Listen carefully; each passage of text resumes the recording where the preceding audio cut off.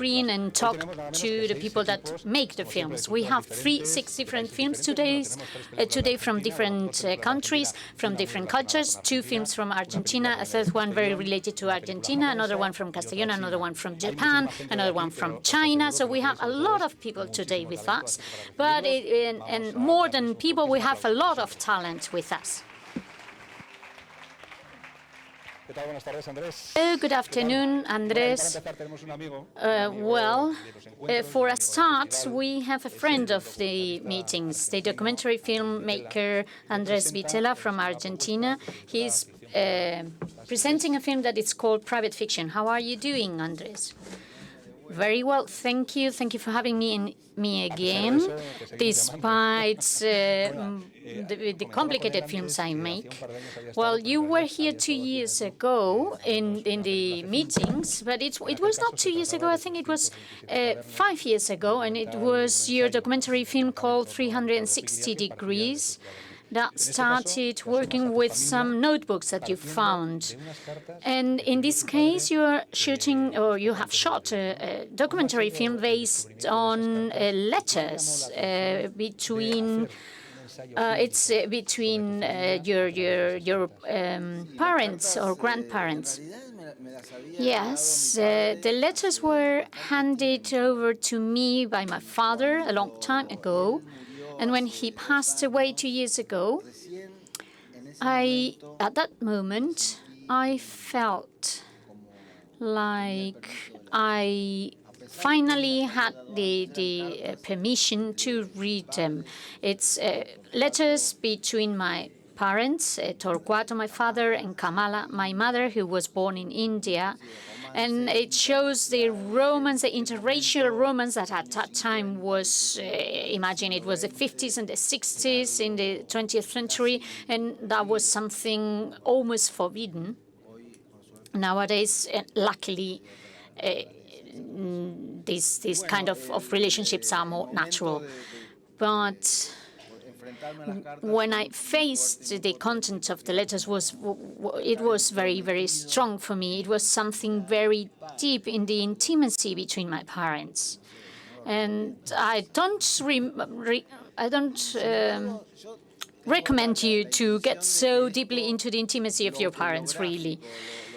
And it is very autobiographical and very familiar, but I'm not shooting it for me. I'm shooting it as a vehicle in order to allow the spectators, the public, who probably, they will have their parents deceased or not, and I hope that they can, through myself, through my family, and the emotional trip that the film is proposing, that they can go and enter their own family, their own parents, and the relationship between their own parents. It's a very complex play of optical elements and mirrors and light that tries to capture the spectator. The film was presented yesterday in Tabacalera. It's called Private Fiction, and we would like to see some images of it. Esta podría ser la historia de un hombre que se despierta una mañana y no sabe quién es.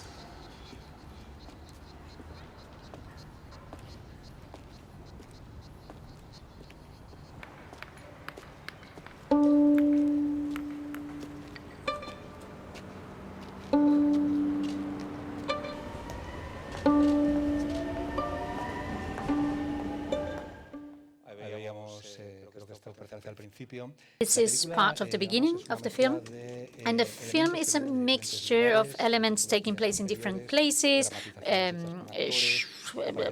photographs from older films of yours, images of your daughter. It's like a mixed, and I have the impression, I know a little bit about your career, and I have the feeling that you construct very organic films with parts of different films of yours.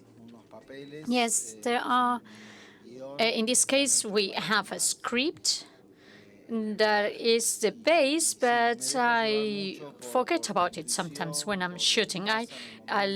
I'm led by intuition. I believe a lot in intuition. It might be a very strange film, and that's why I entitled it Private Fiction, because it's a documentary film, but there is some part of fiction in it. It's played by actors and actresses, and of course, the letters between my parents are real, and the content is real. But there is something that I'm like reinventing my parents. There is a part of fiction in it, and I think we all reinvent our parents. We are not able to see our parents the way they really are, and maybe death is the moment in which we feel alone with them. So since they are not present there physically anymore, they cannot get in between ourselves and the image that we have from them. We are left alone with the image we have created of them. And this is the story of the film, and I think this resonates with what we saw yesterday in the public.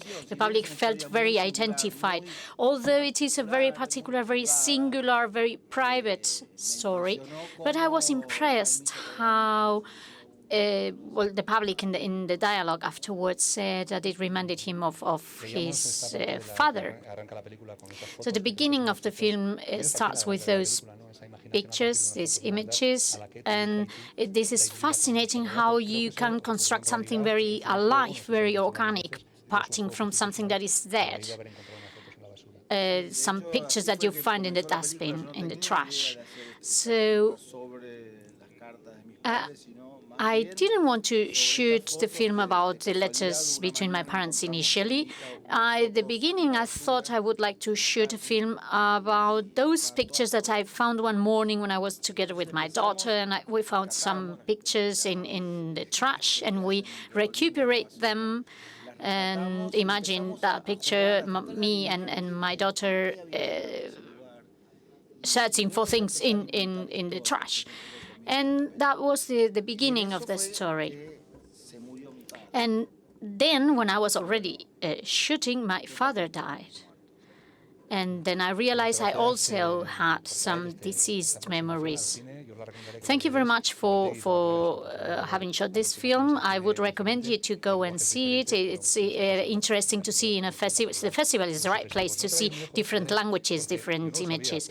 Because, well, I didn't know, but we are going to see another film from Argentina as well, and one of the characters is inspired by Tim. So maybe you can join the dialogue later on, because I didn't know that one of the characters is inspired by it. It's another documentary film, and you have met here for the first time, so thank you very much. Maybe you can participate in the next dialogue as well.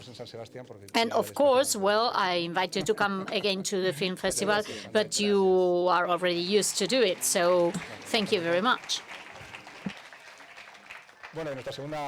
Our second stop today is a big Chinese production. It's called So Long, My Son, and we have today with us the director, 2 actors, and the interpreter. So Long, My Son received the prize for the award to the best acting, and it's a very important film in Chinese cinema. It's a film that covers most of the part of this present story, contemporary story in the country. And I would like to pose a question to the Chinese director, but maybe the interpreter needs to translate first.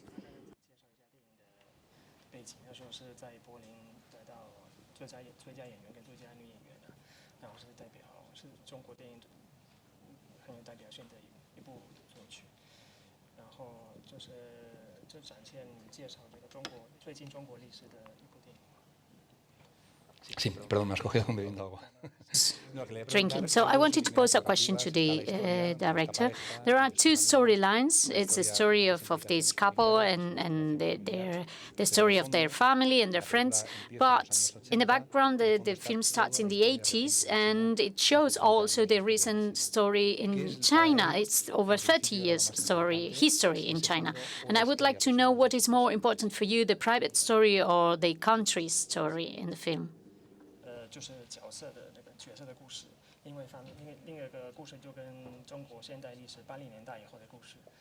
有关的。那对导演来讲是，哪一条线比较重要？是展现中国、介绍中国故事、中国历史，还是介绍那个家庭的故事？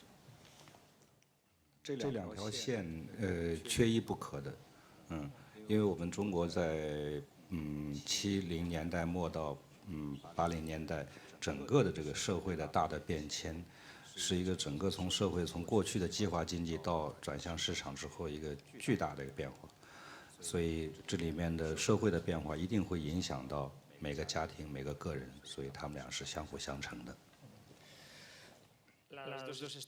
Both stories take place in parallel, and they couldn't exist one without the other. So from the end of the 60s till the end of the 80s, Chinese society has been influenced by a lot of economical changes and political changes that we have seen. And society and families have been affected by those changes. So they are not separable. It is a film that flows, and it's a very passionate film. Let's see some images. "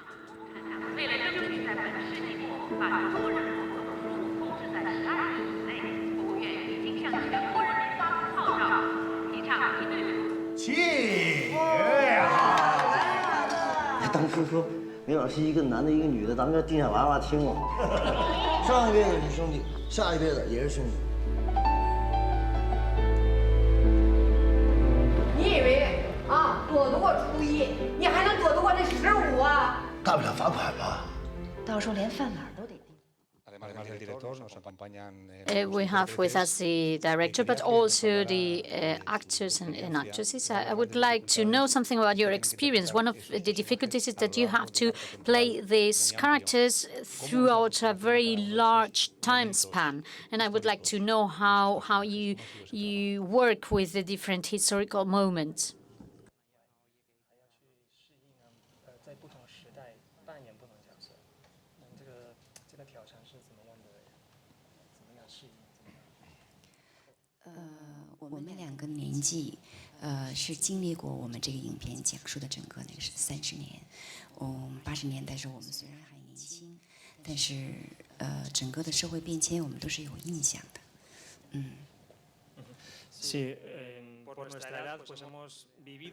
Well, if you pay attention at our age, it means that we have gone through those phases ourselves. We were very young or even children at the beginning of the film, but we have lived it. We have gone through it.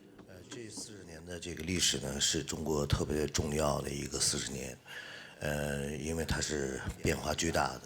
虽然是我们小的时候对一些印象还是懵懵懂懂的，但是通过父辈的讲述，通过家庭里都会存在的、都会真实发生的事儿，所以说这些事情对我们来说都是非常有记忆力的，而且，我们又是有感触和有自己的想法的，能够把这些想法，然后通过这个电影能够真实的还原出来，这就表现我们中国人自己的一个老百姓的一个生活。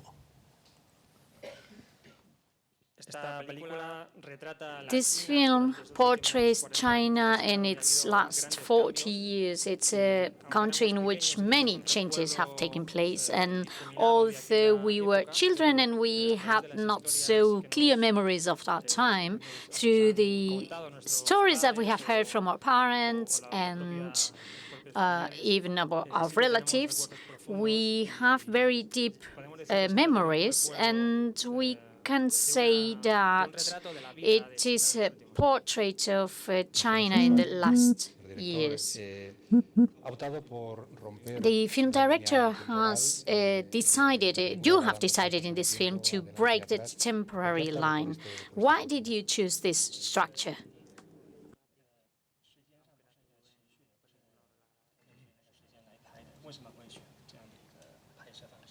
因为这个片子我要做的主要是一个20-30年的跨度，是拍一个时间的，所以这样的一种时间的长度，如果我从按照时间顺序来走的话，会一个电影的时长会承受不了。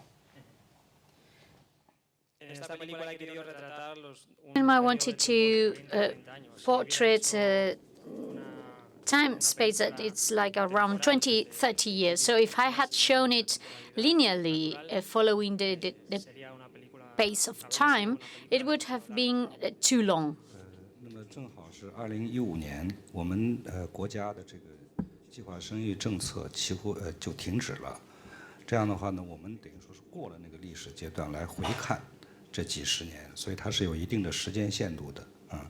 所以我就可以当一种讲述过去的方式，把几个他们生活里的重要的转折点拿出来，随意的编排时间就可以了。2015年。对，2015年。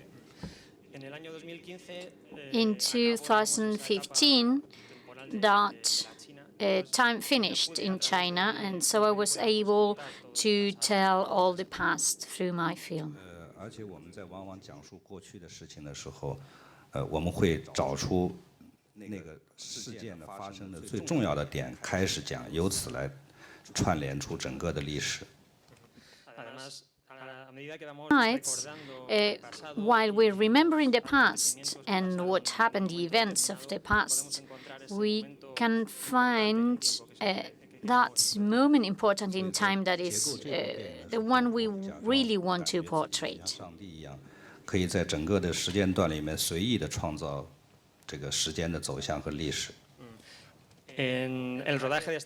While shooting this film, while deciding the structure, I felt like God. I could decide to be whenever in the film creating the images. So it was a good feeling, right? To be God. 这是我第一次从这个导演的角度享受了一次创造这个时间的感受。我不知道这是不是就上帝的感受。It is the first time that, as a director, I was able to create time. I don't know. It's a close feeling to the one that I think God might have. 你的速度超过光速，这个历史对你来说就已经无所谓了。I understand what Einstein said, that if you move faster than the light speed, history doesn't matter anymore, it's yours. In different cultures, there are different types of gods, and they are good gods and they are tyrannic gods. What kind of god was this director when you were shooting?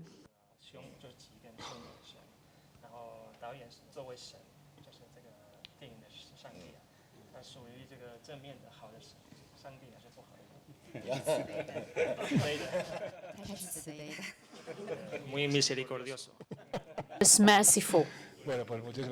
Thank you very much for this film. The film has been shown in the festival, but it will be shown in theaters as well. So you will have the opportunity to watch it again if you missed it. It's a wonderful film, very moving, and it's very interesting to see China's history on screen. Thank you very much. See you soon. And thank you for the translation. So now we're going back to Argentina again, but you will see it in the accent that the film director is not Argentinian. Well, thank you very much for inviting us. He is the director of The Prosecutor, the President, and the Spy, and we have the interpreter with us. Maybe you know Justin Webster from other documentary films like The Death of the Lion. And in this case, Justin, you are approaching documentary film format again, but in a series. There are different chapters, and it shows the mysterious death of the Argentinian prosecutor and the implication of Cristina Fernandez in the case of the terrorist attack in Argentina. It's a very controversial event. You live in Barcelona and you're English.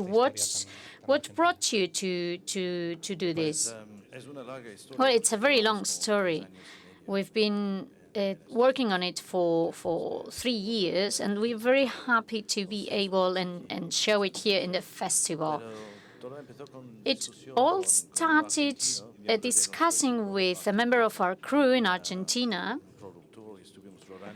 we were shooting different things together, and some months after the death of this prosecutor, we were talking, and we had done another documentary film on a murder case, and it was suggested to us that we could shoot something on this murder case.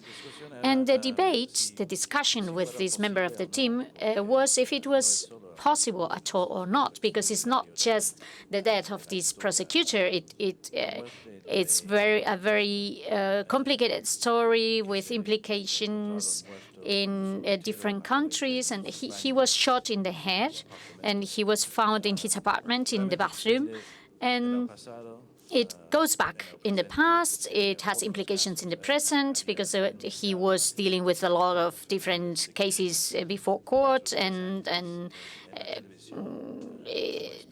several days before his death, it had been announced on television that some of his cases had implications in Iran in 1994, and so the backstory was huge. And it was also very difficult because it's a very polemic case. Even nowadays, it is very political. And our debate, our discussion was if it was even possible to shoot this story. And we decided that it was not possible. It was too dangerous, too risky, too complicated. And this member of the crew wanted to go back to Argentina at some time, at a certain time, and it wouldn't be possible if he had shot this. And I didn't feel like it either. It was not. It was very complicated. It was. I had to face a lot of research work, but some months later, Martin went back to Argentina, and he gave the first step to see if he could have access to the files. And he suddenly realized that it was possible, and so we changed our minds. I haven't seen the whole series. I have seen the 2 first episodes, but it's really thrilling. I couldn't stop watching. Let's see some images.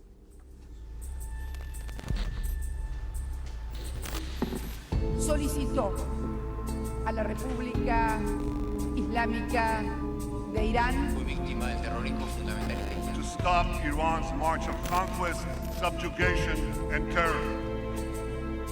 Totalmente era falso. el retorno imprevisto del fiscal.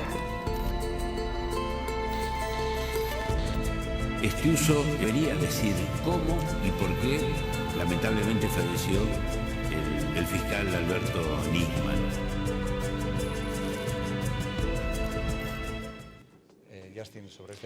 Justin, about this case, there are a lot of materials, written materials, but how was your arrival?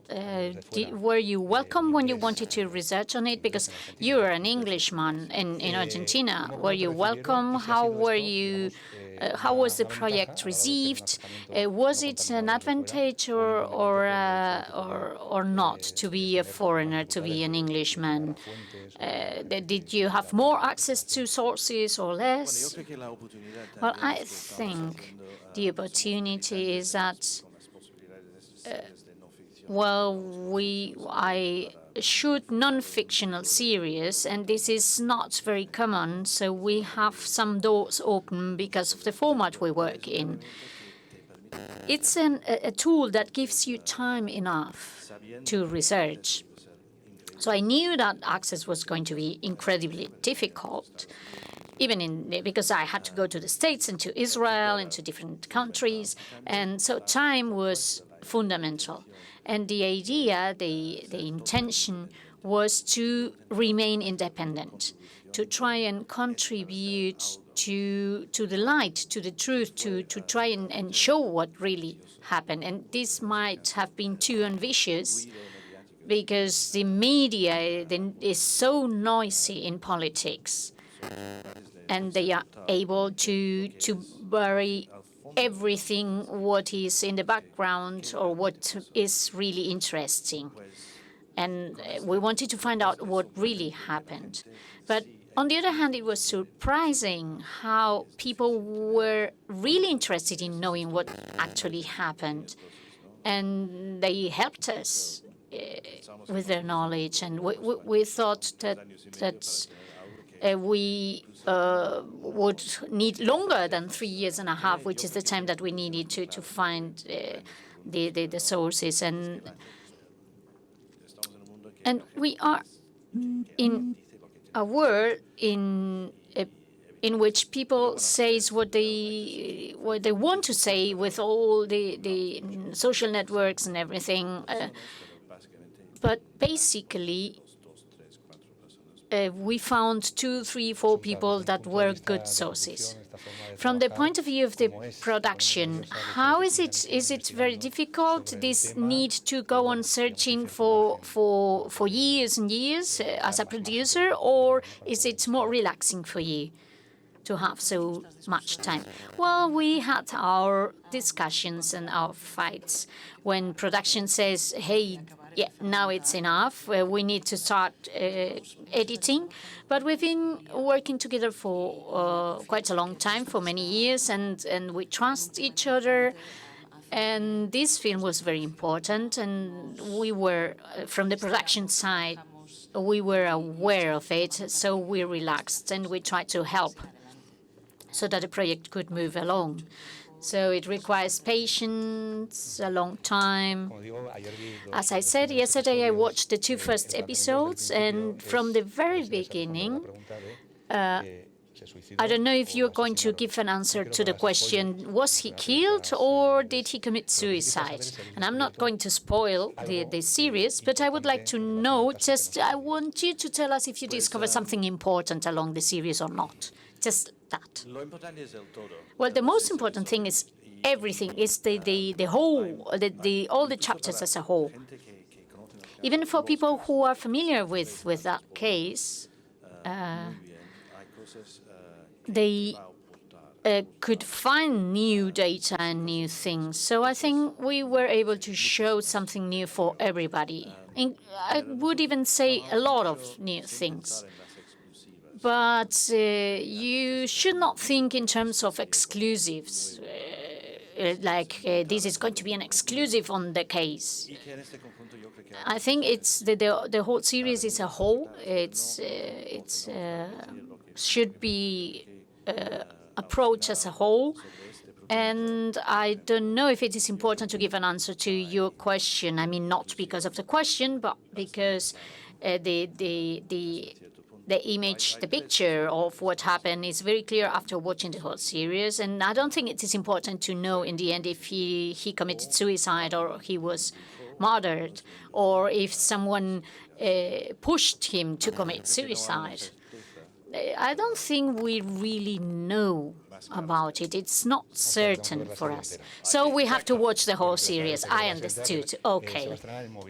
So I think it's going to be shown in Movistar Plus.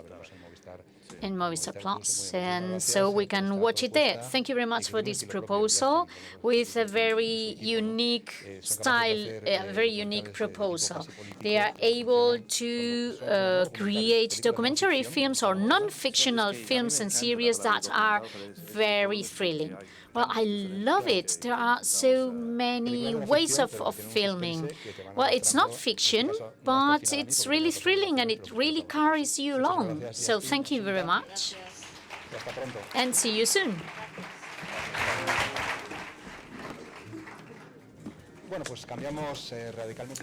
We changed style completely and we moved to Japan to watch a film and to talk to the film director. This film is presented in the section New Directions, and the title of the film is Von Fire Down, Welcome Kochi Doi. This is one film with a very unique idea because it deals with specific traditional theatrical representation or theater pieces in Japan. I'm sorry, I didn't know it existed before. And I would like to know if you could explain to us, first of all, what is Kyogen. がストーリーの台本になってると思うんですけど、なぜその狂言というのを選んでストーリーにしようと思ったんですか。また狂言に関してちょっと説明をしてください。狂言っていうのは、日本のとっても古いお芝居なんですけれども、皆さん歌舞伎とか、はご存知かと思うんですけれども、その歌舞伎の原点になったような能、それから狂言というのはそういった演劇です。この狂言に関しては約650年前から続いていて、一説によると現存している世界最古の喜劇であると言われています。まず狂言についてはそこまで。You wanted me to explain about Kyogen. It's a very old traditional theatrical play. It's similar to Kabuki. Probably you know Kabuki. Kabuki is more modern than Kyogen. Kyogen is the origin of Kabuki. And it's around 650 years old. And it's said to be the oldest theatrical expression that exists yet in the world. 狂言というのは今言ったように喜劇であります。とても楽しい演劇なんですね。私は自分の初めての劇場用作品の中に笑いの部分っていうのをどうしても入れたかった。それが一つです。理由は2つあるんですけれども、もう一つの理由というのが、狂言には200曲の伝統的な演目があるんですけれども、その200曲の中に死ぬ役、人を殺すシーン、死んでしまう役っていうのが一人も出てこない。今、日本でもそうなんですけど、とてもその何か失敗したらとことんまで許さないでネットで攻撃されるとかいうようなことがありますけれども、その狂言の世界が持っている人を許すおおらかさ、そういったものを僕の映画に取り入れたかったからです。Well, the answer was a bit long. I'll try to do my best. He is explaining why he had chosen this topic. The first topic or the first element in the film is that it's his first feature film, and he wanted to deal with, he wanted to create a comedy. So this theatrical expression, these very old theater plays are comedies as well. The second element is that there are around 200 pieces of this traditional theater, and there are no murder, no dead people. It's forbidden in this theater to harm any other person.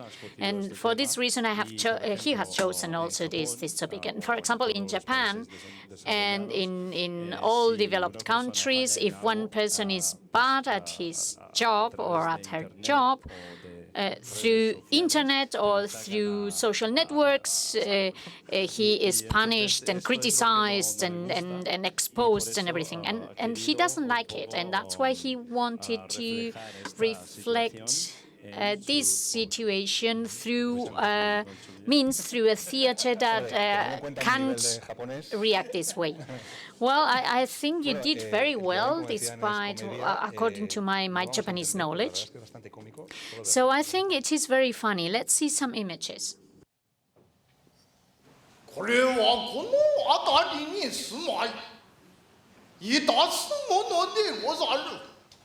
私には何も譲るものがないとあっ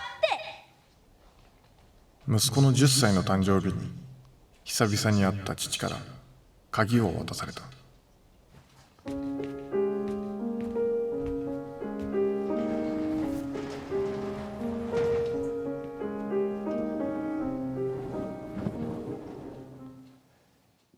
Los protagonistas Main characters are one actor who is a real actor. He is one of the best ones in Japan. And his son, they both go to a cabin in the mountains because the father wants to teach that to his son.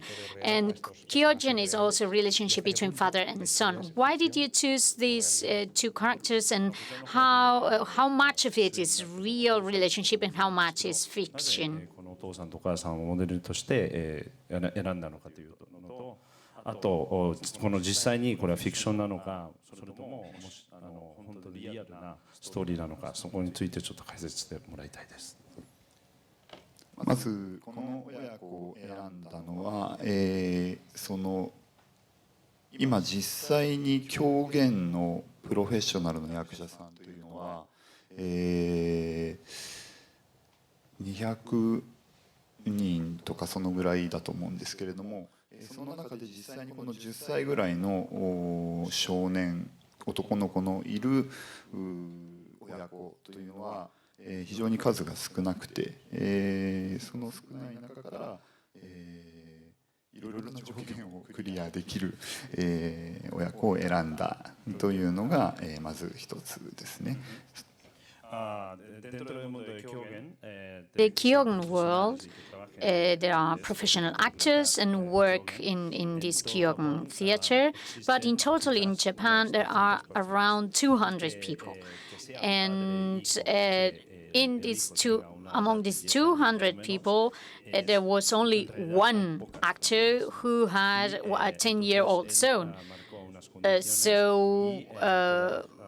That was already a requirement, and so everybody, he decided that he wanted this relationship with a 10-year-old, with a boy, and so he screened the few actors that fulfill those conditions, those requirements. 現場に入ってますので、狂言のシーンというのはほとんどドキュメンタリーに近い形で撮っていますけれども、台本は存在します。私の設定の中で彼らに自由に動いてもらう。それから少年に関しては特にアドリブが多いということですね。In this film, in this feature film, there is a script. But the boy started shooting those Kyogen scenes without having read the script. And that's the reason for it to be fictionalized a little bit, but it's a documentary film. So thank you very much for bringing this proposal to us, and you discovered a new world to me. I didn't know anything about Kyogen, and I hope that the public discovers it as well. And it's very interesting to see the relationship between the father and the son as well. And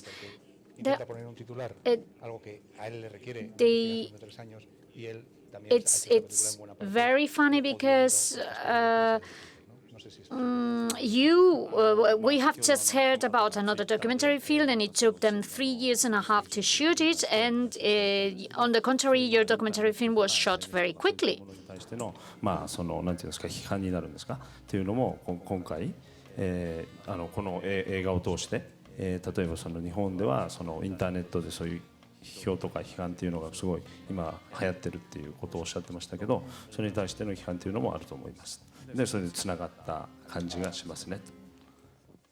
直接このストーリーの中にインターネットとかそういうものはもちろん出てくるわけじゃないですけれども、あと日本人にとってもこの世界、彼らの狂言の世界というのは非常にちょっと一昔前のような設定というか、日本人が忘れてしまったような要素がたくさん含まれています。だから日本人の観客にもとても新鮮な目で見てもらったっていうことです。This movie has been something new in Japan as well, because we deal with very old traditional topics. And it's a refreshing film because it doesn't deal with Twitter and Facebook and all that new stuff. And it reminded the Japanese public about the things that were done very well in the past. Thank you very much. Arigato. Thank you for your translation as well. And we continue in the section New Directors with a Spanish film, The Innocents. And I dare to say that it was surprising. We will hear a lot about this film, I guess, in the future. We have the film director with us, and Carmen Arrufat, who is the main character, the actress, and Lina Padenes, who is the producer. Lucia Alemani is the director. Lucia, we usually say that in a first feature film in general, the best thing is to talk about what one knows very well, and you have done so. You have shot the film in Castellón, your province, a place where you were born, and you have shot it in your village with your people. Why? Well, it was what I learned from Luis Segura, who was a teacher of mine, and he told us that in order to direct, one needs to be introspective, to look inside and see what is unique that only you can tell. And this is the way I decided to go and shoot in my village. My first short film was also located there. And it's a village that is like a prison for me. So I escaped from prison, and I only came back to shoot that short film. And the same happened with The Innocents. I needed to tell something that I knew very well, and I was born and grew up in that village. And it's a very Valencian village, and I don't know if you're familiar with that character. And in the film, there are professional actors and actresses, but there are also many people from the village. How was it to manage that mixture between professionals and amateurs? Well, when I talked to the very well-known actors and actresses, I told them that they needed to be very natural. So I decided when I casted them, I decided always to work with actors and actresses that were very natural and that could be very, very natural together with people that are not professional actors and actresses. And the intention in the film is to show the here and now. And more important than to know where in which direction the film is moving. And then I explained that to the professional actors and actresses, and they all agreed, and they decided to come along. And that was very, very nice and very interesting. But you should pose a question to the actors present as well. Yes, but I would like to see some images first. Thank you.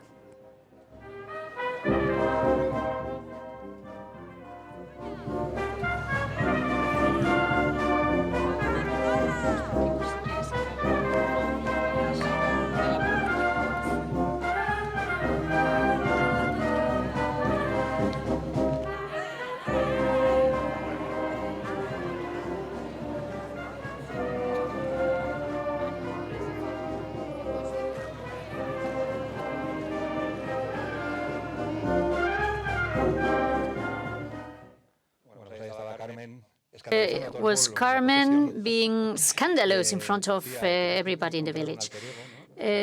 You have a character that is somehow autobiographic for Lucia, so I would like to know how you were able to show it, because Carmen is the absolute main figure in the film. So your work is very dramatic all throughout the film. This is my first big, huge project. I grew up in a very small city in Castellón, and I was playing in plays, and in very local projects, but never something that big. And when she asked me to do that, I was not sure if it was going to go well, but I decided to give it a go. and I jump into the water. So when you casted her, did you immediately recognize that this was your alter ego? Well, she stopped being my alter ego because she developed her own personality in the film. She brought something new to the character. When she played Liz stopped being the alter ego of Lucia Alemany, and she became Liz with the proposals of Carmen. So when we were shooting after 3 months, we were already shooting 3 months, and we didn't have a main character yet, a main actress. And so we were watching like 150 videos from different actresses. And in the end, we decided to cast several actresses. And when I saw her, I said, it's her. But nevertheless, she had to go through 5 casting tests more, because I based the film on that character, and because the main character is very sportive as well. And what I found in Carmen is that she works very hard. She is very responsible in her work, and so that gave me a reassurance. So the dream of your character is to become a circus artist, and so you had to do to act as an acrobat. Are you able to do that? Well, I didn't know how to do it, and when I read the script, I said, "Oh my gosh, am I supposed to do all this?" But at the very beginning of the film, I don't know if you could see it, Liz is constantly upside down, walking on her hands. And of course, I know how to do it, but not very well. And so I was trained for that. I went to a circus in Barcelona, and I promise you that there are people that undergo 5-year training to do that. And when I said that I just wanted to train 1 week, they told me, like, what? Really? So it was not that easy. And we also do different exercises that are typical in circus. And when they told me what I was supposed to do, I was really scared, really scared. So you had to learn in 1 or 2 weeks what people learn in 5 years. Well, not exactly. I learned some things. I learned how to walk on my hands. I also learned how to be on a trapezoid.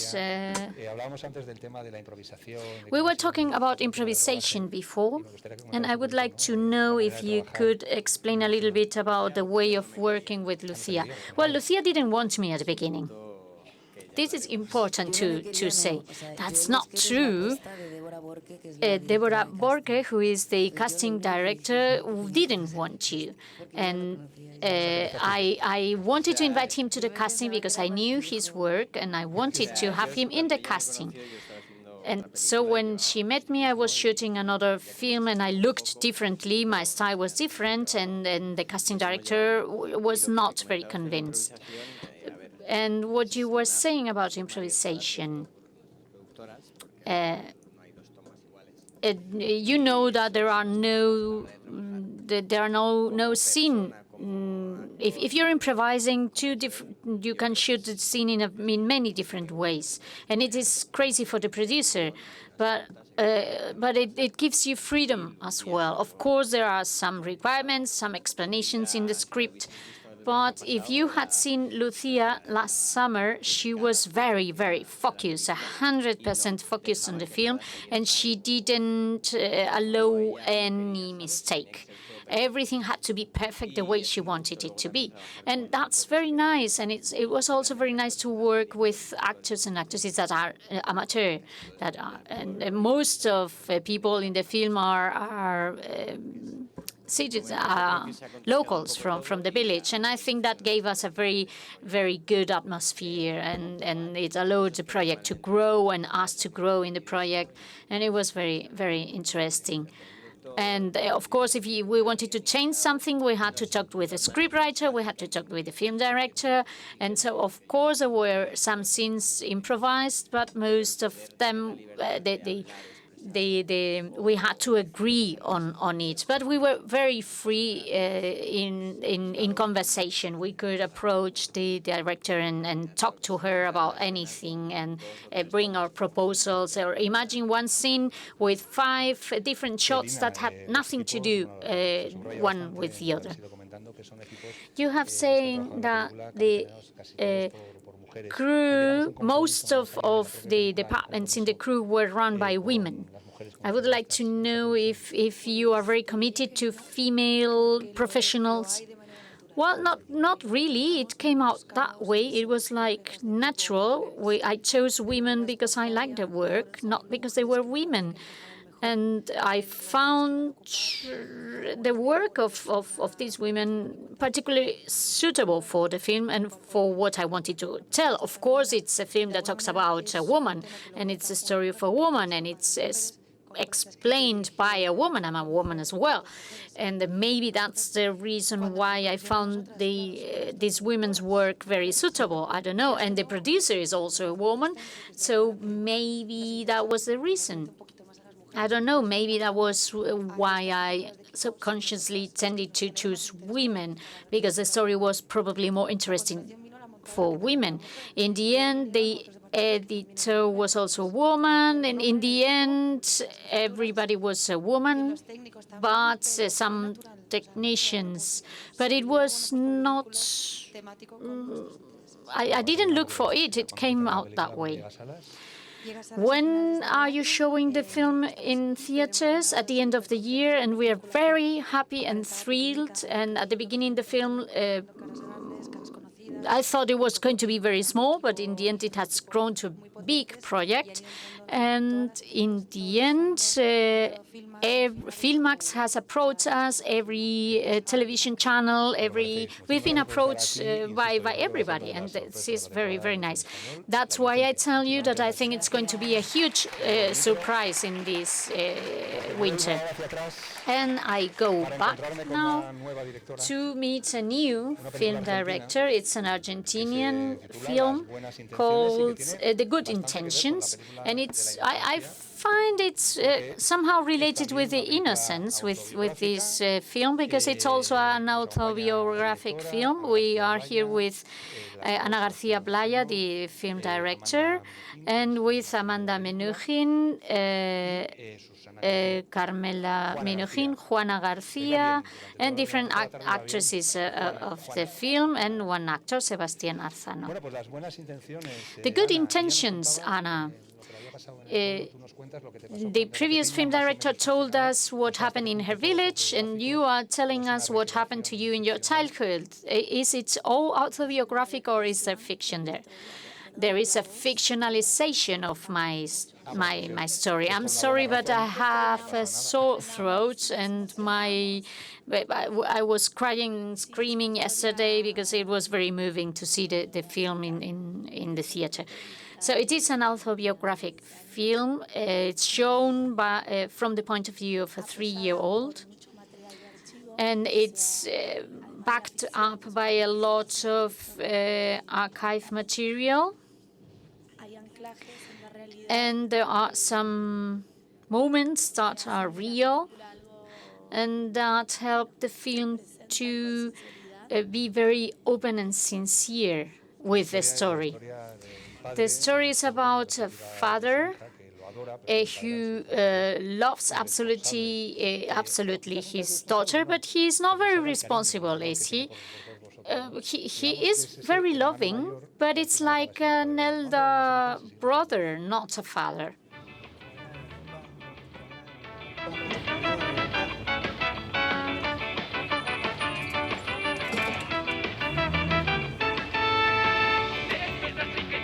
El nivel de desinterés, de irresponsabilidad que manejás, yo no lo entiendo.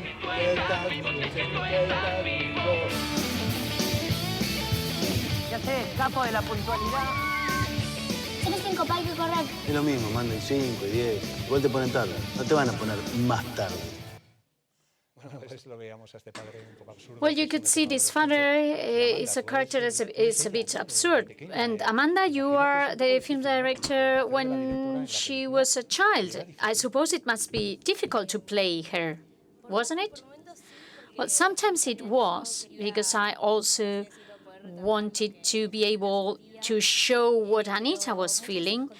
But sometimes she was explaining some anecdotes or jokes that his father used to tell her, and these kind of things. Oh, you're sisters. Yes, we are. And so sometimes I shared jokes from my father and songs, etc., and we built a character together, and we helped each other a lot. So you were saying something about the archive material, but it is a personal archive material. So the film can also show something about the history in the 90s in Argentina, because you have recreated many things that happened based on the archive material and then continuing it into the acting. I used a lot of archive material that I knew before I started the film, and there is a lot of archive material that I discovered after starting to shoot. When I talked to my father, I happened to find a lot of material. And in the end, my father was very present in the film, because I felt that through this archive material, he was participating in creating the film. And that was amazing. And at the same time, this format, VHS and 8, it's very peculiar as well.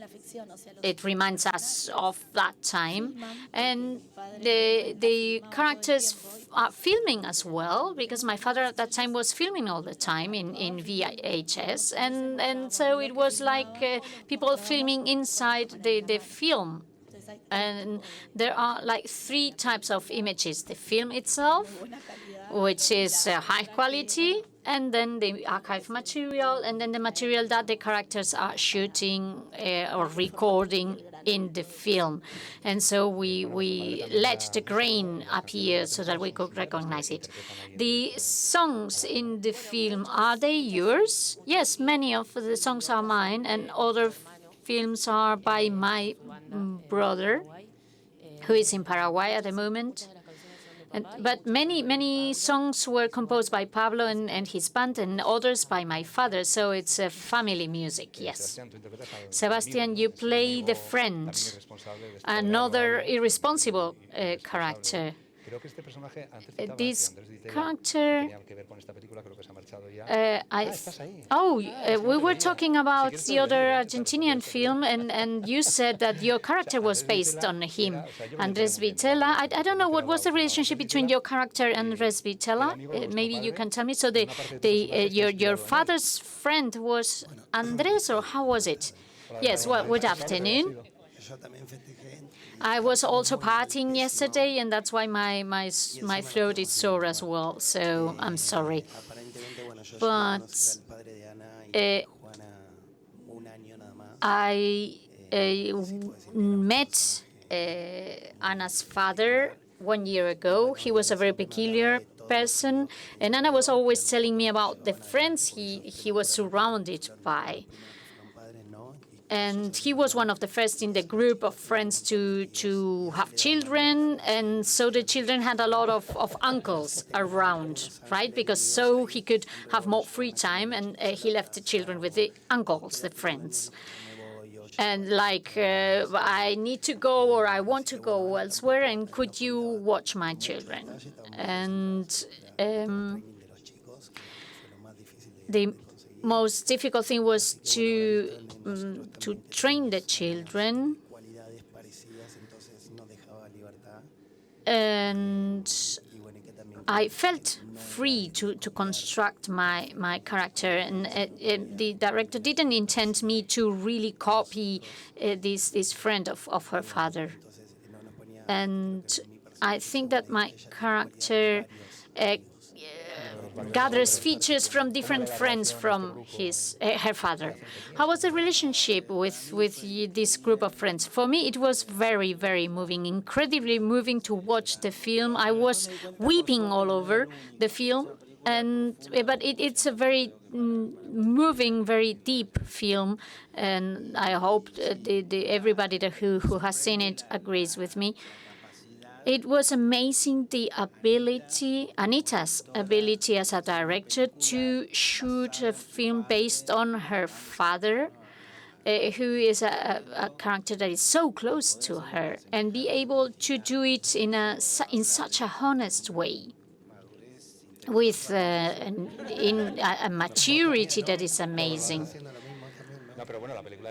Well, the film is very funny, I must say, because if you hear him, you might think that everybody's weeping and crying, and it's not. It's a very funny film, and it pays a homage to your father, but also to a time in history with the cassettes and the 80s and the music, and of course we didn't go so far to portray the crisis in the 90s, but it's also a time without cell phones, with a lot of music in the car, with a lot of music in the house. My father had a record shop, and we grew up in surrounded by music. Music is very important in the film, but because it also portrays this time in history. We were so lucky to be able to play some original songs that also belong to that moment in history, the 90s, or at the end of the 80s, the beginning of the 90s, and for us that was very important. Yes, it's a very nostalgic film, because despite my father was a bit strange somehow, he was with us. And he picked us up, he brought us to places, maybe he arrived late, but he was always there. And I have very happy memories from that time. When I talk to my mother, the picture is different, of course, and I now understand my mother better, but at that time I thought that my father was very funny, and it was a happy moment in my life. And I think you also portrayed a bit of male responsibility in the family, and I think the film was very well welcomed. It's young people has voted for it for the public prize, and I think today our dialogue was very long, but we had a lot of talent today to present to you. So see you tomorrow, and thank you for coming.